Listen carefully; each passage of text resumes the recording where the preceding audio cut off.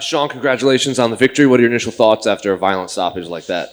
I'm thrilled. I'm happy with it. I'm normally real critical of my performances, but and I'm sure when I watch it back, I'll find stuff to critique. But I'm super happy with it. First round finish, it don't get better than that. And was this your first stoppage win in the UFC? Yeah, so I got in the UFC with a finish on Contender Series, but yeah, as far as official UFC fights, yeah, this is my first finish. And speaking of just the fight itself, were you surprised he didn't shoot for a takedown earlier in there? Yeah, I was super surprised. You know, he has a wrestling base, and knowing how my striking is, yeah, I thought he was going to be shooting first 15, 20 seconds. So yeah, credit to him for sure. But yeah, I was surprised.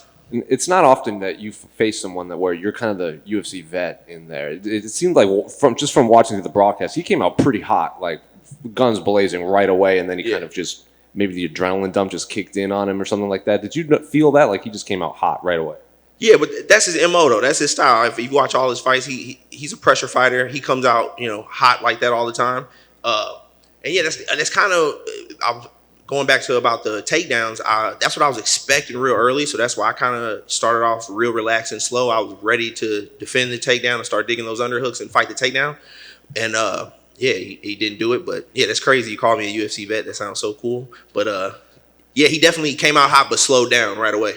And you obviously put him away with the body shots. I think that was like the culmination of a beatdown. Was there like a moment in there that you just knew you connect and you're like, oh, this is a wrap, like real soon? Yeah, the first teep kick, I hit him right in the solar plex, and he kind of like winced a little bit, and I just heard him made a little bit a noise that let me know that didn't feel too good. So yeah, right away I was like, oh, okay. I'm like, yeah, I'm gonna get him with body shots. When you pointed at him? No, that was later on. My team showed me a clip of where I point. I don't even remember doing that. Like I was in another. I don't even know. I'll be in another zone, man. I don't remember doing it, but yeah, that was pretty cool. And then the broadcast, pretty much the whole fight, they're like, oh, Sean Woodson's boxing this, boxing that, boxing that. Are you at some point like you want to show the rest of your game in there? They just keep giving you guys that you can put away with your boxing. Yeah, like it would sound silly for me to be like, I want to, go to the ground because I don't. I want to stand up and get these first round finishes, with my hands. But yeah, it'll come. I'll definitely be able to show my ground game because I work on it religiously day in and day out.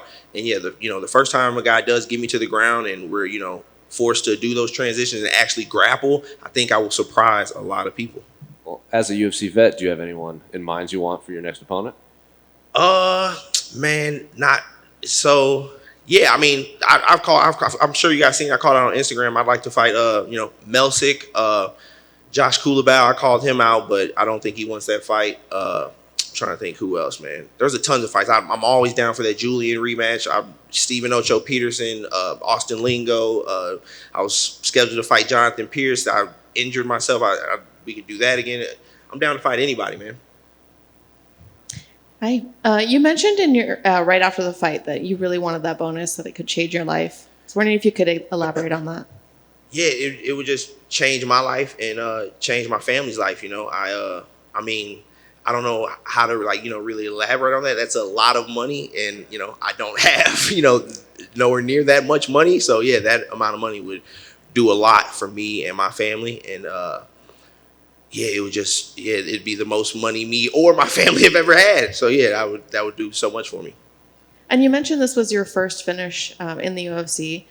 Were you looking for that? Were you looking to show what you could do? Yeah, I don't want to be labeled as a decision fighter or boring fighter. My last fight, I'm a fan. I'm a fight fan before anything, and that fight was boring. And I don't want to be in boring fights and be known for that. So yeah, it was crucial. It was so important to me to come out here and get that finish. I was gonna lay it all on the line, take risks, and do everything I had to do to get that finish. Thank you. Thank you. So following your answer, everyone remembers I'm here. Okay, I'm sorry. Somebody talking. I can't see him. Okay, sorry. So everybody remembers your last knockout of Terrence McKinney of your flying knee. So you mentioned that you finish. So does that mean every time you step in the octagon, you feel the expectation or pressure to deliver that finish every single time? Being in the UFC and being a UFC fighter and knowing what the UFC wants and looks for, yeah, I feel pressure to get the finish. I feel like every fighter should. That's what they want. That's what the UFC wants. That's what the fans want. So yeah, I definitely feel pressure to get that finish every time. Thank you. Thank you. One more. Terrence has a lot of buzz right now. He has that great backstory. Got that 6-second, 7-second knockout win. Is that a fight that you would be interested in running back to if they approached you? Even though you do have like, because a lot of fighters say like, how do I top that last performance over that? But he does have kind of a lot of buzz that you could probably steal that hype from, right? Yeah, I mean, one, that's a different division. He fights at 55, and I'm a 45er. You know, those guys at 55 are big as hell. I don't see myself. Maybe later on, if I, well, not fighting Terrence, but maybe I would move up to 55 later on. But no, that's not even a fight I would, you know, look for again. You know, we already did that. It went my way. And since then, me and him have talked a lot on Instagram. We talk often. You know, he shows me, we show each other a lot of love. We're pretty, you know, we're pretty cool now. So, yeah, no, I wouldn't even be interested in that.